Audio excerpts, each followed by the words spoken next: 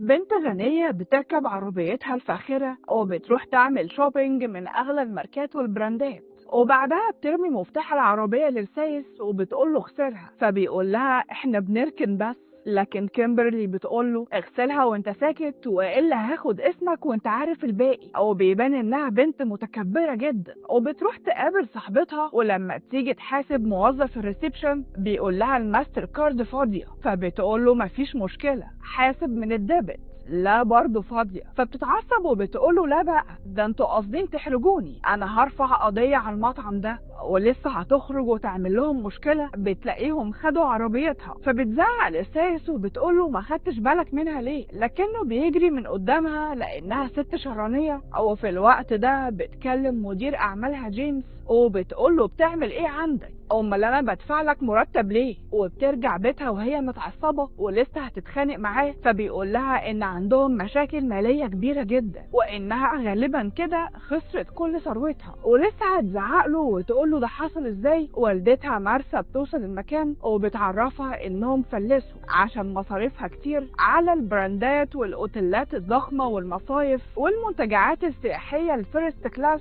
كل ده خلاهم بقى مديونين كمان. لكن كامبرلي بتكون مصدومة من اللي حصل وبتقول لهم يعني خلاص مش هعرف اعمل اي حاجة. طب وعربيتي الفراري ضاعت هي كمان. فبتقول لها والدتها للأسف ما بقاش عندنا اي حاجة، ده انت كمان مضطرة انك تنزلي تشتغلي عشان تصرفي على نفسك. ويأسفني ان اقولك كمان الفيلا الضخمة اللي انت عايشة فيها دي برضه هتتباع، وانهم لازم يشوفوا شقة صغيرة يقعدوا فيها. فبتتشيك وبتنزل عشان تقدم على وظيفة، لكن مفيش حد بيقبلها. وبعدين بيتجمعوا اصحابها الاغنياء عندها وبتبقى مش عارفة تقول لهم ايه، وبتتكلم مع صاحبتها كيسي على انها ما بقاش عندها عربية. فبتقول لها ولا يهمك، انا ممكن اساعدك في تقديم الاوراق، وممكن تقدمي على عربية بسيطة كده تقسيط، عربية عادية مش فراري. وبعد تدوير كتير بتروح تقدم على وظيفة في جورلي سبورت، متجر ملابس رياضية. وبتقول لها مديرة المكان عندك خلفية عن السلع الرياضية؟ فبتقول لها كيمبرلي طبعا.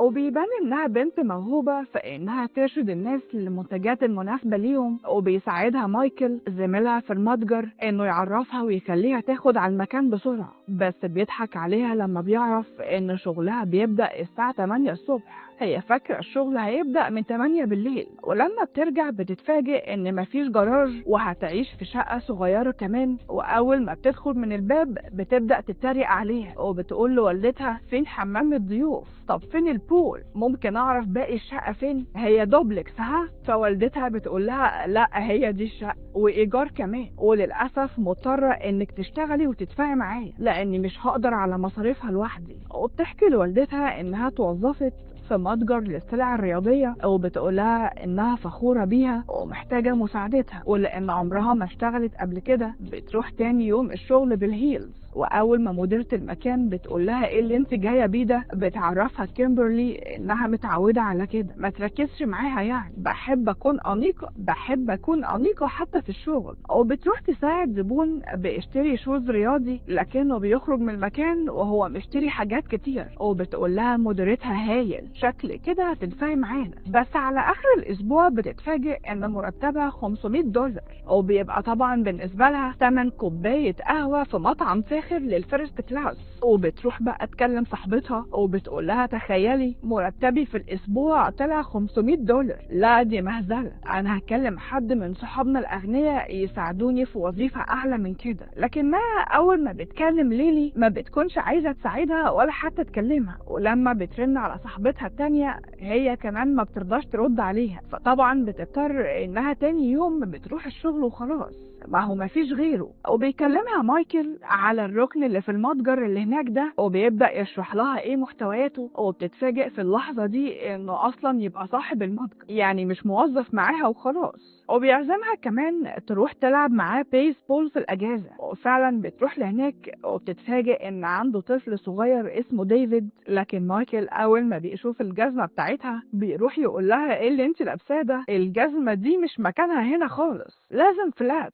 او بيروح ياخد تيشرت من العربيه بتاعته وبيديهولها تلبسه، او بيقول لها محدش بيلعب ابدا بالهدوم اللي انت جايه بيها دي، او بيبدا يعلمها تلعب ازاي، او بيبان انها مبسوطه بوقتها معاه. ولما بتروح وبتتكلم مع والدتها بتعرفها ان اجرها مش عاجبها وبتفكر كمان تسيب الشغل، لكن والدتها بتقول لها انا ووالدك عملنا الثروه دي كلها بالتعب واشتغلنا سنين كتير، ولو عايزه مرتبك يتحسن اشتغلي اكتر. فبتسمع كلامها فعلا وبتقرر انها تروح تقدم على وظيفة في مطعم بيتزا، او بتقول لصاحب المكان قريت اعلان الوظيفة وحابة اشتغل معاكم بس بدوام جزئي لاني بشتغل في مكان تاني. فبيعجبه مظهرها وبيوافق، والصبح بتروح للمتجر وبتقابل وقتها راجل متكبر جدا وبيقول لها عايز لوح تزلج لابن اختي الصغير، وبمجرد ما بتسأله على السعر بيتريق عليها وبيقول لها هو ده شكل حد مهتم بالسعر. فبتتضايق منه وبتفتكر نفسها لما كانت بتعمل في الناس كده. ولما بتروح شغلها بالليل في المطعم بيديلها صاحب المكان يونيفورم اللي بتكون قرفانة منه جدا بس بتضطر تلبسه، وبيعدي الوقت وبيبان انها بتجتهد اكتر في حياتها، وشوية بشوية بتنسى قصة افلاسها. وفي يوم بيروح مايكل لمطعم البيتزا عشان يتعشى هناك، وبيتفاجئ انها بتشتغل كاشير، وبعدين بيسألها هو انت ليه بتشتغلي هنا؟ المرتب اللي انا بدفعه قليل. فبتقوله لا خالص، بس الحقيقة يعني أنا محتاجة فلوس أكتر. والغريب إن ابنه ديفيد بيكون حابب يتكلم معاها وبيعزمها تروح كمان تلعب معاه بيسبول. وبعد اليوم ما بتخلص بتتفاجئ إن التبس اللي اتساب لها قليل جدا بالنسبة لتعبها في المكان. وبعد شوية بتروح مارسا للمطعم وبيبان إنها معجبة بصاحب البيتزا اللي بتجيلها كل يوم بالليل، وبيتعشوا كلهم مع بعض وبتقوله مش هزهق أبدا من البيتزا اللي بتجيبها كيمبرلي كل يوم بالليل. بتعرف وقتها ان صاحب المكان ايطالي، طبيعي يعني يكون بيعرف يعمل احلى بيتزا. وبتروح كيمبرلي على ميعادها مع ديفيد اللي اول ما بيشوفها بيكون مبسوط جدا. اما مديرة المكان بتكون مصممة ان مايكل يخرج مع واحدة، وبتقوله من وقت موت مراتك وانت سنجل وعايش لوحدك وانه لازم يتخطى. اما كيمبرلي بتروح تحكي لصاحبتها انها معجبة بمايكل، والاول مرة من فترة طويلة تحس بمشاعر ناحية حد. وبتيجي البنت اللي هيقابلها مايكل في ميعاد غرامي وبتسأل كيمبرلي عنه، فبيبان انها بدأت تغير وبتروح لصاحبتها وبتقول لها ليه ما خدتش خطوة ناحيته؟ عرفت انه هيقابل واحدة في ميعاد غرامي النهارده، لازم اعمل اي حاجة. بس بيبان ان لما مايكل بيخرج معاها ما بيكونش مرتاح قوي للفكر، بس البنت بتكون خدت بالها ان كيمبرلي معجبة بيه وبتنصحه ما يضيعهاش من ايده. وبالليل ابنه بيكون مصمم انهم يتعشوا مع بعض في مطعم البيتزا، وبتطلب وقتها من بن تاخد استراحة وتقعد تاكل معاهم. فبيطلبوا واحدة كلاسيك بيروني وبيقول له ابنه انا شايف انها مناسبة جدا اخرج معاها في ميعاد حقيقي. فبيقول له مايكل ما ينفعش دي بتشتغل عندي. والاول مرة بيتجرأ وبيقعد معاها لوحدهم وبيبدأ يكلمها على كلير مراته اللي ماتت من 4 سنين بالكانسر. فبتحس من كلامه انها اول بنت يخرج معاها من 4 سنين، وطبعا بتكون مبسوطة جدا لان هي كمان ما ارتبطتش من فترة كبيرة برضه. وبتعرف في نص الكلام انه مش بيوعد موظفين عنده، فبتجري تطلب من صاحب المطعم انها تشتغل في المكان بدوام كامل وحابة تسيب الشغل عند مايكل. ولما ديفيد بيعرف بيكون زعلان جدا انها استقالت، لكن مايكل بيقوله ما تزعلش احنا كده هنرتبط ببعض.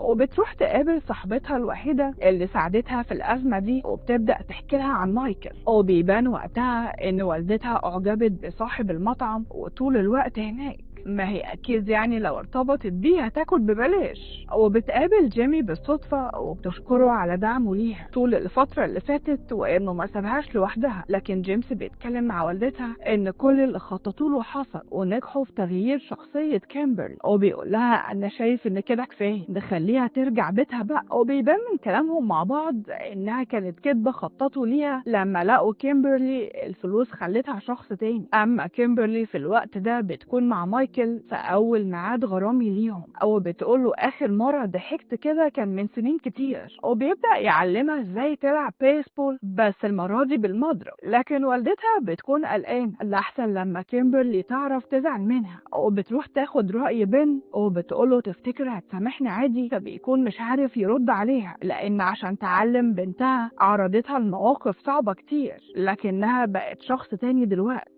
وكل ده بفضل الخطة بتاعتها، وبيوعدها إنه هيتكلم معاها ويصلح أي حاجة تحصل. والصبح لما بتكون نازلة الشغل بيبان إنها مستعجلة وما بتعرفش والدتها تتكلم معاه، وبتروح ماتش البيسبول وبتشجع ديفيد في البطولة. ولما بترجع بتلاقي والدتها مستنياها وبتقول لها عايزاكي في موضوع مهم جدا، وبتبدأ كلامها بإنها فخورة بيها وبالإنجاز اللي وصلته، وكانت عارفة إن ده هيحصل لأنها بنت ذكية. وبتبدأ تفاجئها وبتعرفها إن كل ثروتهم موجودة، بس ده كله كان درس ليها. لكن الغريب اللي بيحصل بجد ردة فعل كيمبرلي، اللي أول ما بتسمع الكلام ده بتشكرها وبتقول لها مش عارفة أقولك إيه، بس بجد أنقذتي حياتي، ولولا إنك عملت كده ما كنتش هبقى شخص أفضل دلوقتي. أما والدتها بتكون مبسوطة منها جدا وبتنصحها تكمل مع مايكل لأنه شخص ما يتعوضش، وبتقول لها كمان هترجع حسابها البنكي وهتطلب كريدت جديدة وتقدر برضه ترجع للفيلا بتاعتها لو تحب. وطبعا بتكون فرحانة جدا وبتروح تقابل مايكل عشان تحكي له على اللي حصل، لكنه بيكون مشغول، عنده ميعاد مع شركة الاستيراد والتصدير للمعدات الرياضية، فبتطلب انها تقابله بالليل على العشاء. وبتقرر انها تعمل اوردر بمعدات جديدة لديفيد ابنه لانه حابب يسافر معسكر اريزون اللي بيبان انها بالاف الدولارات. ولما بيشوف مايكل التحضير الكبير ده بيحب يسأل هو مين اللي اشترى الحاجات دي كلها، فبتقوله مديرة المكان كيمبرلي هي اللي طلبت، وكمان قالت لي الموضوع يبقى سر. فبيكون ساعتها متفاجئ. اما كيمبرلي لما بتروح المطعم بالليل بتعتذر للويتر اللي كانت دايما بتهزقه، وشوية وبيوصل مايكل المكان وبيقول لها ممكن تشرحي لي الاوردر ده ليه وفلوسه منين كمان. فبتقوله والله مش عارفة ابدأ ازاي ولا اشرح ايه، بس انا رجعت غنية من تاني. والدتي من كام شهر قالت لي فجأة اننا خسرنا كل فلوسنا وعلينا ديون كمان، بس عرفتني امبارح ان دي كانت خطة عشان تغيرني للافضل، وانها جت تشتغل في المتجر عنده عشان كان لازم تصرف على نفسها. واما بالنسبة للاوردر ده كله عشان تفرح ديفيد لانه عايز يروح معسكر البيسبول في اريزونا. وطبعا بيبان على مايكل الزعل وبيقول لها انا عرفته اننا مش هنقدر نشترك السنه دي، والموضوع بيدخل بينهم في انها بتصرف عليهم بدل ما يشوفها انها عايزه تفرح ابنه. وطبعا بيكون كل اللي مزعله ازاي ما حكتلوش قصتها من البدايه. وفي اللحظه دي بيسيبها وبيمشي، فبتروح البيت وهي بتعيط وبتقول لوالدتها الفلوس دايما بتبوظ كل حاجه، خديها ومش عايزاها كلها. ومجرد ما بترجع الفيلا بتاعتها بيقابلوها اصحابها الاغنياء اللي بيقولوا لها سيبك من الفقير ده مش هتعرفي تعيشي معاه. اما مايكل لما بتعدي الايام بيحس انه اتسرع لما سابها او بيبقى عايز يرجع لها باي طريقه. ولما بتتكلم مع صاحبتها في موضوع مايكل بتقول لها لازم تحاولي معاه تاني وصلحي فكرته. وبيروح ديفيد يسأل عنها في مطعم البيتزا لكنه بيعرف انها مشيت من اسبوع، وطبعا بيكون متضايق جدا لانه مش عارف يشوفها. اما مايكل بيتكلم مع مديرة المتجر وبيقول لها انا كنت عايش في كدبة كبيرة من شهور، لكنها بتدافع عن كيمبرلي وبتقوله هي نفسها عاشتها وكيمبرلي ما تستاهلش منه كل ده. والمفاجأة اللي بتحصل انها بترجع شغلها من تاني بالرغم من انها بنت غنية، لكن اكتشفت ان الشغل وحياة المكافحين احسن بكتير من انها تحصل على ثروة ما تعبتش فيها. وطبعا بتكون والدتها زعلانة جدا من اللي عملته لان بسببها كيمبرلي خسرت الراجل الوحيد اللي حبته، وبتفكر انها تروح المتجر عند مايكل عشان تتكلم معاه شوية. وطبعا اول ما بيشوف مارسا بيكون مصدوم وبيقول لها كيمبرلي ما كانتش بتحكي لي عنك كتير. فبتقول له مارسا ان كل اللي حصل ده كان بسببها، لكنها عملت كل ده عشان مصلحة بنتها، وانه اكيد يعني ما كانش هو المقصود في الموضوع ده. غير ان كيمبرلي قالت لها امبارح انها مش عايزة كل مراسها ولا الفلوس اللي في حسابها، وان حياتها احسن من غير الفلوس بكتير. فبيحس مايكل انه ظلمها وبتطلب منه والدته يديلها فرصة وبتخليها تروح المطعم بالليل، ومايكل كمان بيروح يقابلها وبيعرفها ان والدتها قابلته من كام ساعة ووضحت له كل حاجة ما كانش فاهمها، وبيعتذر لها انه فهمها غلط. وبكده بتكون كيمبرلي فهمت ان مكسبها الحقيقي في الناس اللي بتحبهم مش بالثروة اللي تخلي الناس المزيفة حواليها. وبكده بيكون خلص فيلمنا النهاردة. ما تنسوش لو عجبكم الفيلم تعملوا لايك ومتابعة.